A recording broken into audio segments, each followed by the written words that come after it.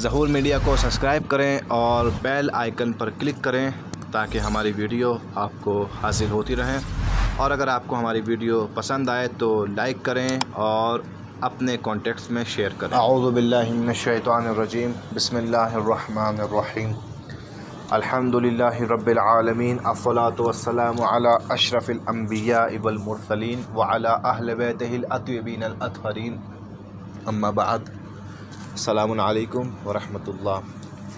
آمادگی ظہور on line classes کی جانب سے اس ہفتے کا یہ چوتھا درس ہے، اور ہمارا اس ہفتے کا موضوع ہے تفسیر قرآن، اور تفسیر قرآن میں سورہ مبارکہ واللیل کی تفسیر۔ سورہ لیل کی تفسیر کے متعلق یہ اس ہفتے کا آخری درس ہے، کیونکہ کل کا درس متعلق ہے امام زمانہ عجل اللہ تعالیٰ فرجہ شریف سے، لہٰذا یہ اس ہفتے کا آخری درس ہے۔ ہم نے سورہ لیل کی تفسیر میں کل آپ کی خدمت میں آیت نمبر 11 تک عرض کیا تھا کہ وہ لوگ کہ جنہوں نے کنجوسی کی عطا کرنے میں اور تقوی اختیار نہیں کیا، اللہ کہہ رہا ہے کہ ہم ان کے راستے کو مشکل بنا دیں گے اور ان کا یہ مال ان کو فائدہ نہیں پہنچائے گا۔ اس کے بعد ایک اہم پیغام پروردگار عالم انسانیت کو، خصوصاً مسلمانوں کو دینا چاہتا ہے۔ ایک اہم بات وہ یہ، اِنَّا عَلَيْنَا لَلْهُدَىٰ وَإِنَّا لَنَا لَلْآخِرَةَ وَالْأُولَىٰ۔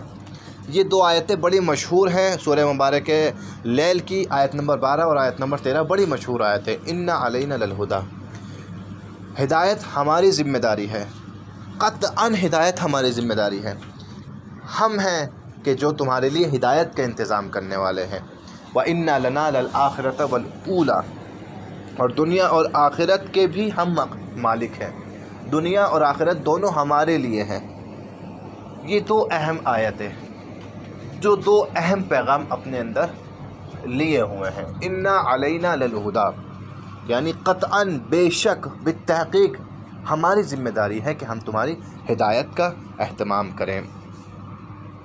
ہدایت کی دو قسمیں ہیں، ہدایت تشریعی، ہدایت تکوینی۔ ہدایت تشریعی یعنی وہ ہدایت کہ جس ہدایت کے لیے ضرورت پڑتی ہے واسطے کی، اور ایک ہدایت ہوتی ہے ہدایت تکوینی، یعنی وہ ہدایت کہ جو بغیر واسطے حاصل ہوتی ہے، بنا واسطے کے حاصل ہوتی ہے۔ وہ ہدایت کہ جس میں واسطے کی ضرورت پڑتی ہے، اس ہدایت میں، وہ ہدایت تشریعی ہے، اس ہدایت میں واسطے کا نام ہے یا تو نبی یا رسول یا امام۔ یہ ہے راستے کا نام، یہ ہے واسطے کا نام، ان کے ذریعے سے اللہ ہدایت دیتا ہے۔ لیکن ہدایت تکوینی، اس میں کوئی واسطہ نہیں ہوتا، بلکہ پروردگار ڈائریکٹ مستقیم طور پر انسان کو یہ ہدایت عطا کرتا ہے۔ ہدایت تکوینی جیسے اسی لیے عقل کو رسول باطن کہا گیا ہے، یعنی عقل بھی ایک طریقے سے رسول ہے، کیونکہ انسان کو صحیح اور غلط کی تمیز یہی عقل عطا کرتی ہے۔ لہذا ایک ہدایت تشوینی ہے، ایک ہدایت تشریعی ہے، ایک ہدایت تکوینی ہے۔ ہدایت تشریعی جس کے لیے نبی یا امام کی ضرورت پڑتی ہے، ہدایت تکوینی کہ جس کے لیے نبی یا امام کی ضرورت نہیں پڑتی، جو انسان کے دل میں پروردگار ڈالتا ہے، یہ ہدایت تکوینی ہے۔ یعنی انسان سمجھتا ہے کہ کنجوسی بری چیز ہے، یہ اس کو کس نے سمجھایا؟ پروردگار عالم نے اس کے دل میں ڈالا ہے۔ چاہے انسان کتنا ہی بڑا چور کیوں نہ ہو، آپ کسی چور سے پوچھیں گے کتنا بھی بڑا چور کیوں نہ ہو، اصل میں حقیقتاً اس کے دل میں یہ چیز ہوگی کہ چوری بری چیز ہے، یہ بات وہ دل سے تسلیم کرتا ہوگا۔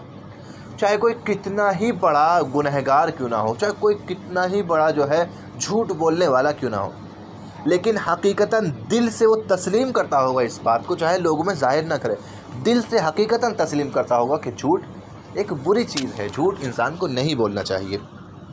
یہ ہدایت تکوینی کی مثال ہے۔ لہٰذا پروردگار نے کیا کہا؟ ہماری ذمہ داری ہے ہدایت کرنا، ہم ہدایت کرتے ہیں، ہدایت قبول کرنا تمہاری ذمہ داری ہے۔ اب یہ دیکھنا ہے کہ تم اس ہدایت کو قبول کرتے ہو یا نہیں۔ جیسے سورہ مبارکہ دہر میں پروردگار عالم نے فرمایا، اِنَّا هَدَيْنَاهُ السَّبِيلَ اِمَّا شَاكِرًا وَإِمَّا كَفُورًا، ہم نے راستہ دکھا دیا، ہم نے ہدایت کر دی، اب چاہے شاکر بندے بن جاؤ، شکر گزار بن جاؤ، اور اب چاہے کافر بندے بن جاؤ۔ تو یہاں پروردگار اہم ہدایت کے متعلق گفتگو کرتا ہے، اور اس کے بعد کہتا ہے ان لنا للآخرۃ والاولی، اور آخرت اور یہ دنیا دونوں ہمارے لیے ہیں، دونوں کے مالک ہم ہیں، آخرت بھی ہماری، دنیا بھی ہماری۔ یعنی تمہیں دنیا میں اپنی دنیا کو اس طریقے سے جینا ہے کہ اپنی آخرت کو سنوار لو۔ یہ نہ سمجھنا کہ آخرت ہماری ہے، دنیا پہ ہمارا کوئی اختیار نہیں ہے، یا یہ بھی مت سمجھ لینا کہ دنیا پہ ہمارا اختیار ہے، آخرت ہماری نہیں ہے۔ نہیں، ہم دنیا کے بھی مالک ہیں، ہم آخرت کے بھی مالک ہیں۔ اسی لیے ربنا آتنا فی الدنیا حسنۃ وفی الآخرۃ حسنۃ وقنا عذاب النار، یہ جو دعائے قنوت میں پڑھتے ہیں، جو کہ قرآنی دعا ہے، اس کا مطلب یہی ہے کہ پروردگار ہمیں دنیا میں بھی حسنات عطا کر، نیکیاں عطا کر، اچھائیاں عطا کر، اور آخرت میں بھی اچھائیاں عطا کر۔ لہٰذا یہاں یہ دو اہم باتیں کہنے کے بعد میں اب پروردگار ہوشیار کر رہا ہے، اب پروردگار ڈرا رہا ہے ان لوگوں کو کہ جن کے اندر صفت منفی پائی جاتی تھی، جن کے اندر بخل، کنجوسی پائی جاتی تھی، جنہوں نے خود کو مغرور بنایا اللہ کی اطاعت کے سامنے، جو یہ سمجھتے تھے کہ اللہ کی اطاعت کی ہمیں کوئی ضرورت نہیں ہے، ان کے لیے فَأَنذَرْتُكُمْ نَارًا تَلَظَّىٰ، میں نے تمہیں ہوشیار کر دیا ہے بھڑکتی ہوئی آگ سے، بھڑکتی ہوئی آگ سے میں نے تمہیں ہوشیار کر دیا۔ لا یصلاھا الا الاشقیٰ، اس میں سب سے زیادہ شقی لوگ جو ہے وہ جلائے جائیں گے، یعنی شقی جو لوگ ہوں گے وہ لوگ اس آگ میں سب سے زیادہ جلائے جائیں گے۔ اس کے بعد کہتا ہے الذی کذب وتولی، وہ لوگ کہ جنہوں نے ہمارے پیغام کو جھٹلایا اور ہم سے منہ موڑ لیا۔ لہٰذا ان تین آیتوں میں پروردگار عالم ہوشیار کر رہا ہے ان لوگوں کو کہ جنہوں نے خدا کی تکذیب کی، حکم خدا کی تکذیب کی، حکم خدا کو جھٹلایا اور حکم خدا سے منہ کو موڑا، ان کا انجام کیا ہے، ان کا ٹھکانہ کیا ہے؟ بھڑکتی ہوئی آگ، بھڑکتی ہوئی آگ جس میں شقی لوگوں کو جلایا جائے گا۔ شقی لوگوں کا ٹھکانہ اور خدا کے حکم کو نہ ماننے والوں کا ٹھکانہ یہ بھڑکتی ہوئی آگ ہے۔ لیکن اب کچھ لوگوں کو اس آگ سے الگ کر رہا ہے، کچھ لوگوں کو اس آگ سے دور کر رہا ہے پروردگار اگلی آیتوں میں۔ وَسَيُجَنَّبُهَا الْأَتْقَى، وَسَيُجَنَّبُهَا الْأَتْقَى، پرہیزگار لوگوں کو ہم اس آگ سے بچا لیں گے۔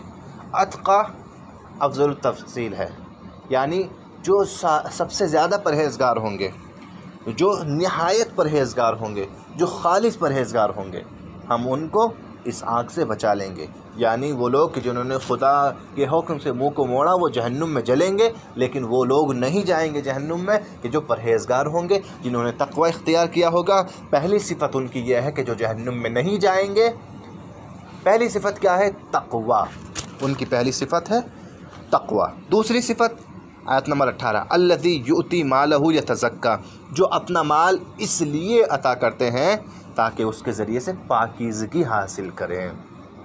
یہ دوسری صفت، اپنا مال اس لیے نہیں دیتے تاکہ لوگوں کو یہ جتائیں کہ میں بہت بڑا سخی ہوں، میں بہت بڑا دینے والا ہوں، نہیں، بلکہ اپنے مال دیتے ہیں تو اس لیے دیتے ہیں تاکہ اپنے آپ کو پاک کر لیں، اپنے نفس کو پاک کر لیں، اپنے مال کو پاک کر لیں۔ کیوں؟ کیونکہ مال کو عطا کرنا، مال کو غریبوں میں دینا، مال کو اس کے مستحق تک پہنچا دینا، اس کے ذریعے سے انسان خود بھی پاک ہوتا ہے، اس کا نفس بھی پاک ہوتا ہے، اس کا مال بھی پاک ہو جاتا ہے۔ تو دوسری صفت تو ان لوگوں کی جو جہنم کی آگ سے بچیں گے، دوسری صفت کیا ہے؟ یہ اپنا مال عطا کرتے ہیں پاکیزگی حاصل کرنے کے لیے۔ وَمَا لِأَحَدٍ عِندَهُ مِن نِعْمَةٍ تُجْزَىٰ، اور اس پر کسی کا احسان نہیں جس کا وہ بدلہ اتارنا چاہتے ہیں۔ یعنی ایسا نہیں ہے کہ سوچتے ہیں کہ نہیں ہمارے اوپر احسان ہے، ہم اس کا بدلہ اتار رہے ہیں، نہیں، یہ احسان نہیں ہے بلکہ یہ ایک نیکی ہے۔ وَمَا لِأَحَدٍ عِندَهُ مِن نِعْمَةٍ تُجْزَىٰ، یہ کسی احسان کا بدلہ نہیں اتارتے، بلکہ یہ اپنی طرف سے نیکی کرتے ہیں۔ یہ تیسری صفت۔ اور چوتھی صفت الا ابتغاء وجہ ربہ الاعلیٰ، یہ فقط اور فقط رضائے پروردگار کے لیے یہ مال عطا کرتے ہیں۔ ولا سوف یرضی ربہ الاعلیٰ ولا سوف یرضی، اور ان قریب پروردگار ان سے راضی ہو جائے گا۔ آخر میں ایک خوشخبری ان لوگوں کے لیے دی گئی ہے، کیا؟ کہ پروردگار ان قریب ان سے راضی ہوگا۔ تو آخر میں خلاصہ بیان کرتے ہیں آپ کی خدمت میں کہ آیت نمبر 11 سے لے کر آیت نمبر 21 تک پروردگار عالم نے پہلے تو دو اہم موضوعوں پر، سب سے پہلے ہدایت کے موضوع پر بات کی، اور اس کے بعد دنیا و آخرت کے موضوع پر، اور پھر اس کے بعد میں جہنم سے ہوشیار کیا ہے ان لوگوں کو کہ جنہوں نے تقوی اختیار نہیں کیا اور خدا کے حکم سے منہ موڑ لیا، اور اس کے بعد الگ کیا ان لوگوں کو کہ جن میں 4 صفتیں پائی جاتی تھیں۔ سب سے پہلی صفت ان میں تقوی پایا جاتا تھا، دوسری صفت وہ مال عطا کرتے تھے مگر اپنی پاکیزگی حاصل کرنے کے لیے، تیسری صفت وہ مال عطا کرتے تھے مگر احسان جتانے کے لیے نہیں، وہ مال عطا کرتے تھے لیکن کسی احسان کا بدلہ اتارنے کے لیے نہیں عطا کرتے تھے، چوتھی صفت وہ فقط اور فقط رضائے پروردگار کے لیے مال عطا کرتے تھے۔ یہ 4 صفتیں ان کے اندر تھی، تو ان کو نتیجہ کیا ملا؟ ولا سوف یرضی، ان کا پروردگار جلد ہی ان سے راضی ہوگا۔ انشاءاللہ پروردگار سے دعا ہے کہ پروردگار جلد سے جلد ہم سے بھی راضی ہو اور ہمیں ان لوگوں میں شمار کر کہ جن لوگوں کی طرف تو نے آخر کی آیتوں میں اشارہ کیا ہے۔ والسلام علیکم ورحمۃ اللہ وبرکاتہ۔